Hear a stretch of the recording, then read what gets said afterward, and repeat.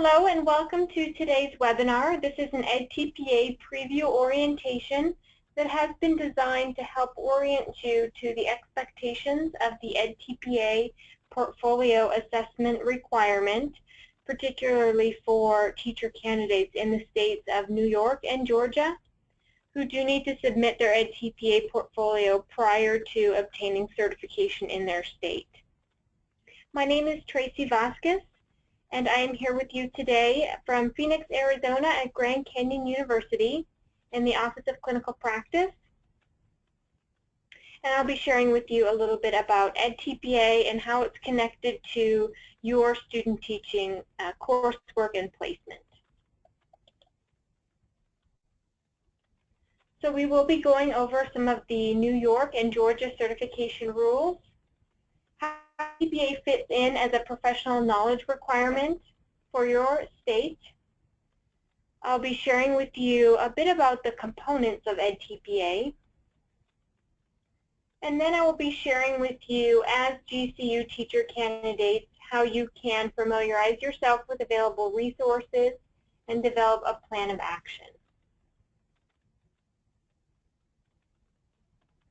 So I've provided a couple of links here that go directly to your state Department of Education website that identifies how the EdTPA requirement is determined. So you'll note that it is required for New York and Georgia after September 1st of last year.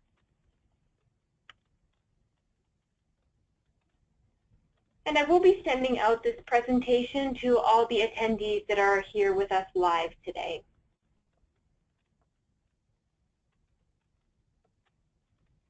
So the way EdTPA works as a content pedagogy assessment is through assessing your knowledge of pedagogy, that's how to teach, through a portfolio assessment process. So the difference there is that through traditional pedagogy assessments, those are taken as professional knowledge exams, where teacher candidates will go to a special facility, sit down typically in front of a computer, and take a test. However, with EdTPA being a portfolio assessment, it's not something that you can sit down and take like a traditional test. It is something that is going to require a lot of extra planning, and you do need to compile multiple pieces of evidence that fit very specific criteria. And then that portfolio itself will be submitted for scoring. So keep in mind here that it is a multiple measure assessment of teaching. What that means is they'll be looking at your teaching in several different manners. Several aspects of your teaching will be evaluated, and it won't just be measuring one portion of your preparation. And part of this portfolio requirement does include video, so you will need to document your teaching with video. And also a large portion of this portfolio is written reflections, through which you respond to very specific prompts and are asked to document your reflections and your perceptions of your own teaching and student learning. I want to make sure that everyone is aware, for our New York and Georgia teacher candidates, EdTPA must be completed while you are in the student teaching placement. And finally, you will be using national standards, and you will be scored through a national website. That is the edtpa.com website.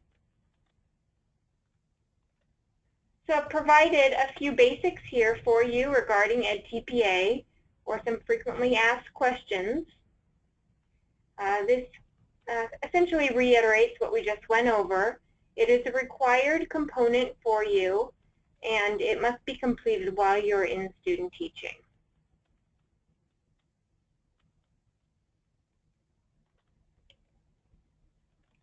So let's get right to the assessments and understand how these can be completed.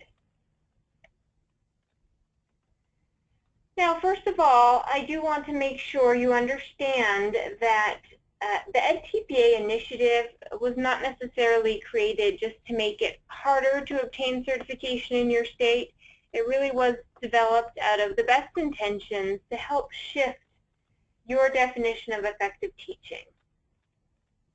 Really, educators previously would look at their own instruction and focus on successfully delivering the curriculum, whereas the EdTPA group really wants to help all educators shift that definition to thinking about having a positive impact on student learning, and to help us all critique our learning and ask reflective questions such as, how have I affected student learning?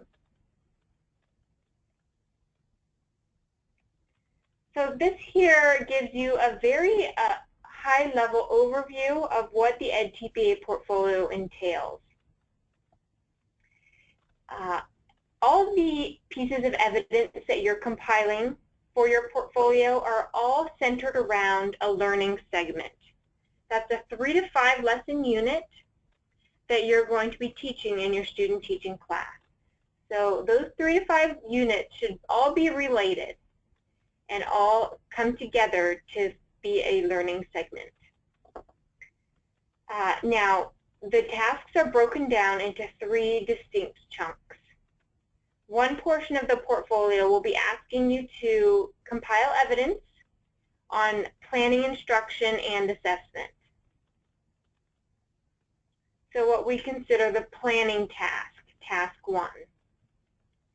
And then in task 2, you will really need to focus all of your evidence on how well you are instructing and engaging students in learning. So this is the implementation task.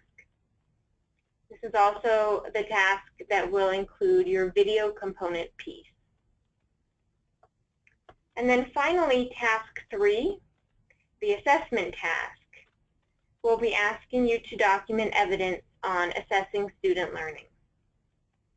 Now, throughout all 3 of these tasks, you must give careful attention to academic language and analyzing your own teaching.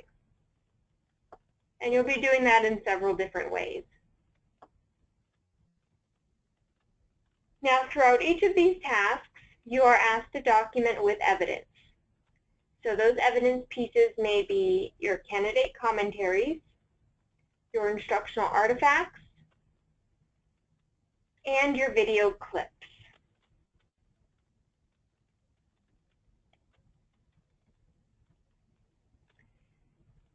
So out of the artifacts that you submit for tasks 1, 2, and 3, you're going to be judged on these 5 components of teaching practice.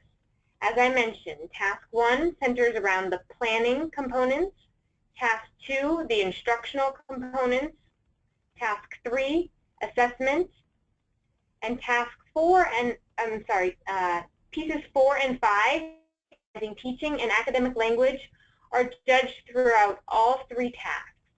So you may be working on your task 1 for planning, but you still have to include components of analyzing teaching and academic language. Those pieces 4 and 5 go throughout each one of the 3 tasks. I also want to note here that elementary completers do have a task 4. It's for elementary mathematics assessment. So it is very much like tasks 1 through 3, except for elementary completers are asked to document language arts unit of instruction for tasks 1 through 3, and therefore are asked to compile an additional task 4 to document their effectiveness teaching in mathematics.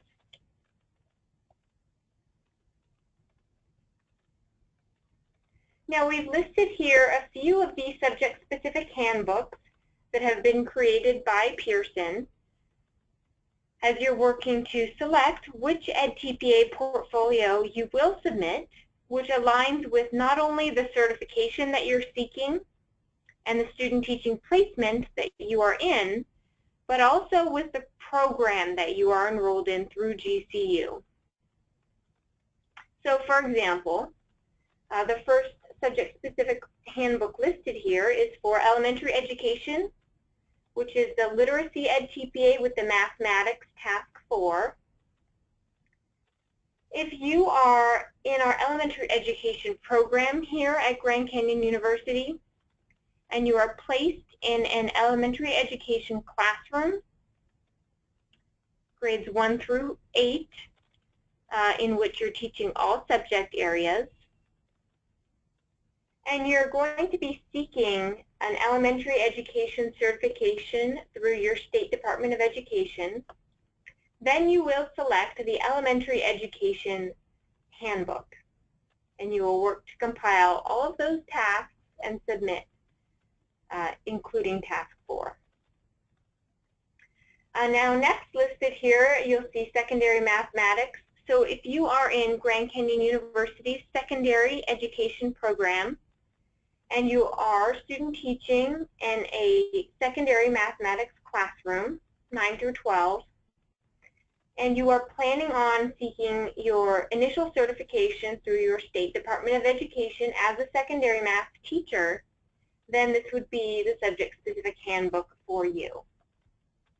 Now this is only a partial listing of the subject-specific handbooks available. However, most of you will fall into these categories. If you do think you are going to be coming into a different category, or you have a bit of a different need and you're unsure, please check with one of your advisors or myself to make sure that you are well aware of which subject-specific handbook you will use and which EdTPA portfolio you will work to complete. It's helpful that you do know that early on so that you can ensure your student teaching placement is aligned and all of the work, all of the evidence that you're going to be compiling will fit into that need. Now I'd like to give you a little bit of an overview about the kind of work that is entailed in each task and the types of evidence that you'll compile as you work through each of these tasks. Note that when we put together these overviews, we were looking through the elementary handbook. So I'll let you know a couple of these requirements fall under the elementary heading.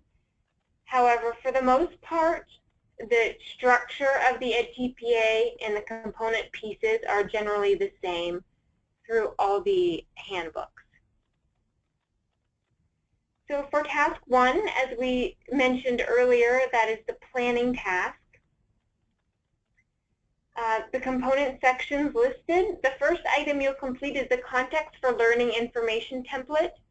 That is where you will document information about your school and your class, the students that you'll be working with.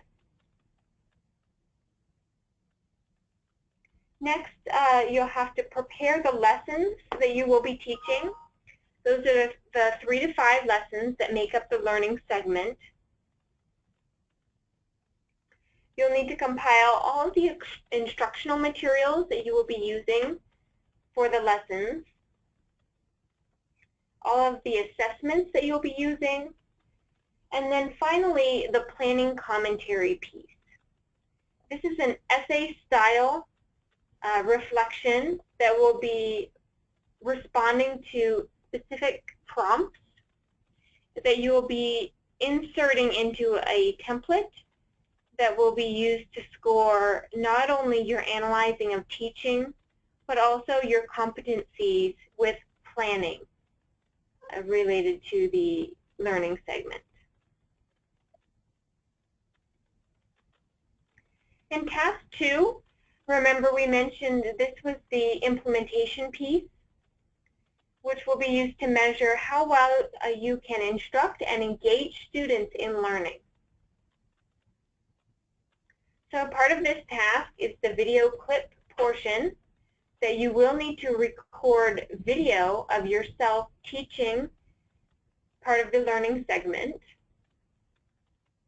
Of course, prior to doing any video recording in your student teaching classroom, it is important that you pay close attention to the video recording permission process at your school and that you collect any permission slips that are needed.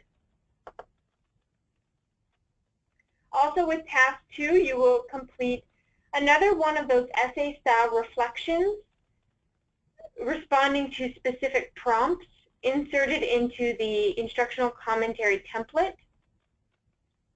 And that is where you will do some intentional reflecting on how well you have implemented this lesson or these lessons.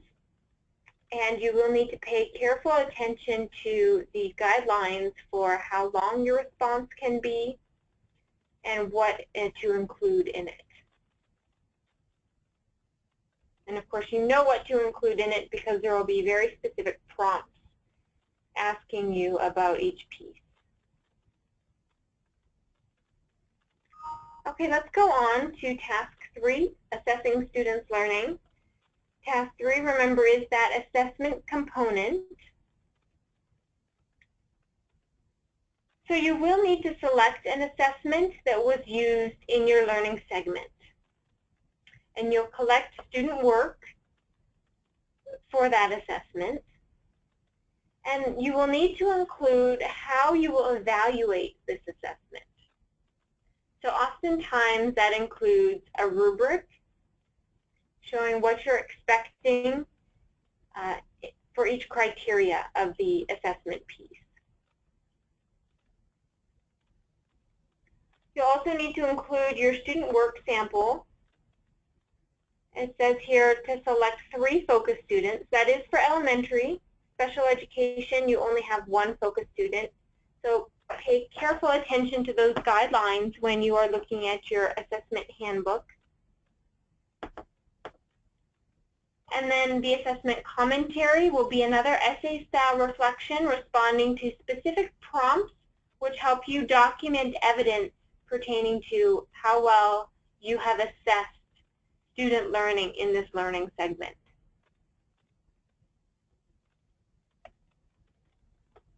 Now task 4, as I mentioned earlier, is for elementary education students only. It's going to be documenting the assessment piece for mathematics learning. So only elementary education students will need to complete this task 4. And it will include a context for learning information template, a learning segment overview, a re-engagement lesson plan, so an additional lesson plan that can be used to readdress students and help them progress towards that objective. You need to collect additional work samples pertaining to this mathematics learning segment, the re-engagement lesson plan, and you'll need to evaluate the effectiveness of the re-engagement lesson, and this will be done in a written format, essay style.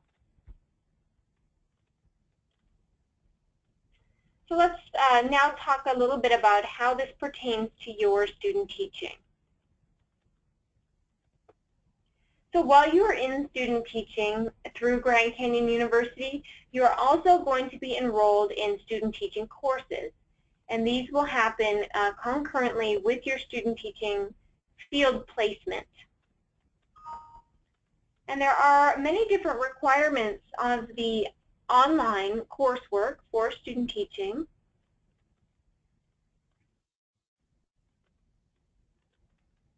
Those are listed here.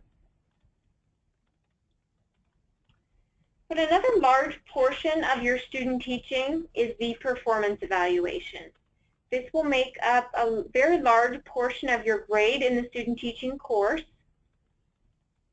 And it is very effective in evaluating how well you are doing with not only acclimating to the student teaching experience, but really learning, leading, and serving in your student teaching placement.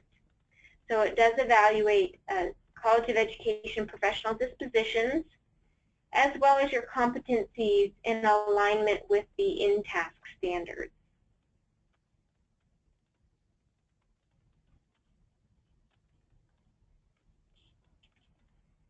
So there will be weekly discussion and participation. There are modified submissions for teacher candidates completing EdTPA. That means in lieu of completing the teacher work sample unit that other students in your class may be completing, Georgia and New York teacher candidates will be participating in the modified submission tasks, submitting pieces of their EdTPA portfolio week by week in lieu of the teacher work sample.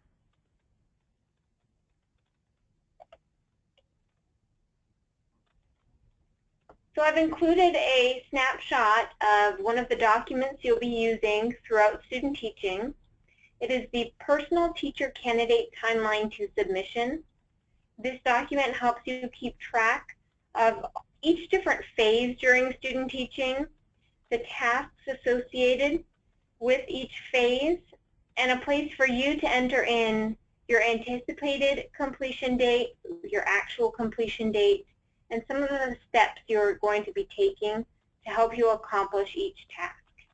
And these tasks were organized through each phase of student teaching to help you be able to really create a timeline for yourself as to how you can ensure you will get each component piece of EdTPA completed while you are in your student teaching. So this is a document that you can use to mark your progress and help yourself progress through each of the component pieces. But it's also something that you'll be asked to share with your GCU faculty instructor of the student teaching course so that your instructor will see how well you are progressing. I wanted to go over a little bit about academic language because, as I mentioned, academic language is one of those component pieces that will be analyzed throughout all three tasks. You will need to demonstrate you are capable of supporting your students' academic language development as you are demonstrating your effectiveness teaching the learning segment.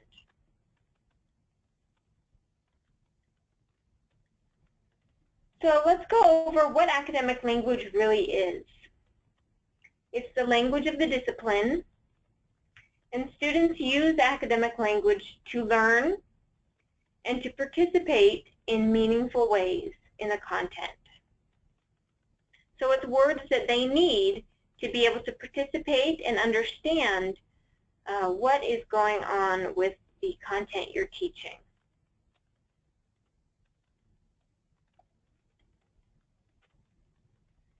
And academic language is used through reading, writing, listening, and/or speaking, or demonstrate or performing.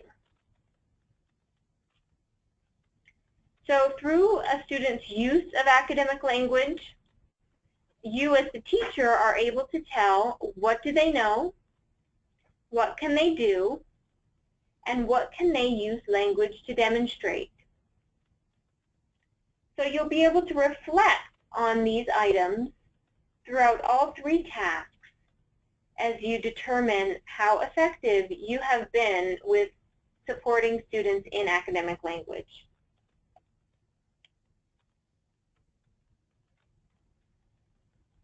So as you're putting in supports to teach these language demands, you will need to include supports for vocabulary, language functions, syntax, and discourse.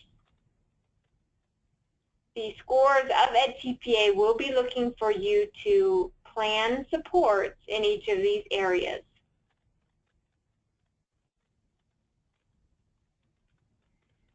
And one of the resources that you do have to help you with academic language, in your subject-specific assessment handbook, there is a glossary at the very end, and you'll see that it defines some of the words we were referring to today and some of the expectations that EdTPA has in these areas.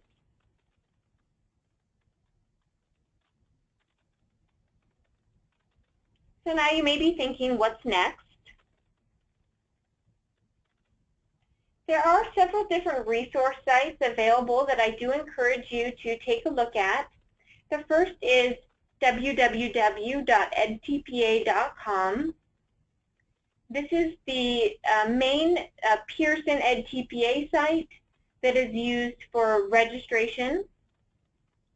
This is also where you will submit your EdTPA portfolio as a Pearson e-portfolio. And you'll get to see what are the reporting dates available. And the way those work is there are different submission windows through which, if you do submit during one of those windows of time, you are guaranteed to get your score reports by particular dates. This site also includes some general resources for EdTPA candidates. The next two sites listed there are state-specific. We have one for Georgia and one for New York. And the last, that Vimeo.com site, will go directly to a collection of videos that have been created by EdTPA intended to help you as a teacher candidate prepare for and complete EdTPA. Also, I do want to make sure you are aware of our GCU Professional Learning Network. This is a site that was created to support all roles in the clinical practice experience, but it is of particular benefit to you as a Georgia or New York teacher candidate because you will have the opportunity to join in with a community of teacher candidates who are also working towards EdTPA. And you can collaborate with them, you can peer review some of their work, and you can share resources. And so that will be found in the groups space. I've provided a direct link to that space here at the bottom of the slide. You can also find the group space by navigating to the groups icon across that top menu bar and then selecting the EdTPA group.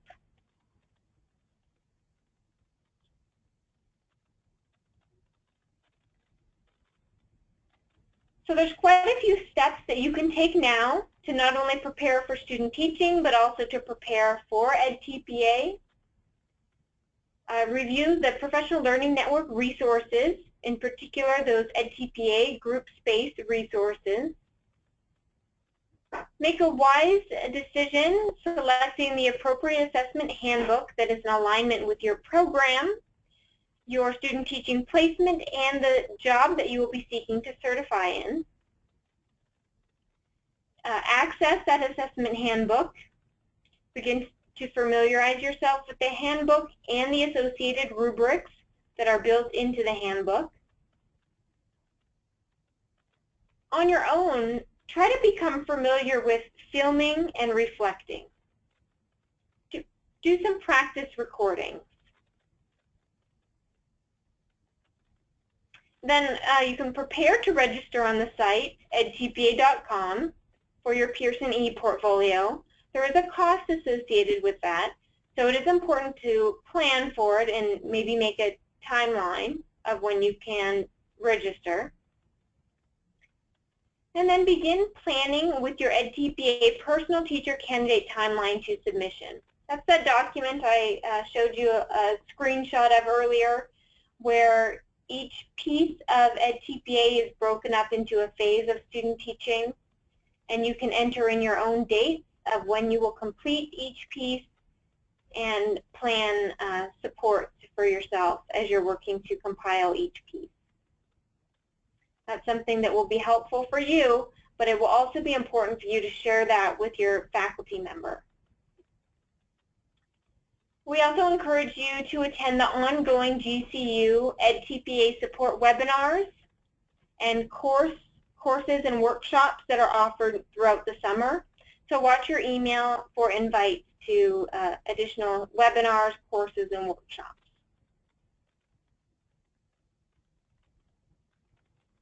And remember, as your student teaching begins, the first things you want to work on are the Context for Learning Information template. Talk with your cooperating teacher about EdTPA. They may or may not know what this requirement is, and it is an important requirement for you to communicate with your teacher. And also obtain signed video recording permission forms. You will need those to video record in Task 2, so it's important to get started with that early on.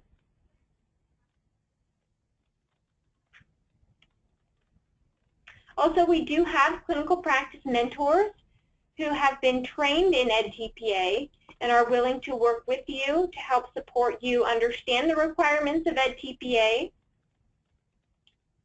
And we have a general EdTPA inbox for all of your questions, edtpa@gcu.edu. And we do thank you for attending today. I will send you out a copy of this presentation. But if you do have any questions, you're welcome to raise the hand icon next to your name or to type in the questions box below, and I will be sure to get to all of your questions.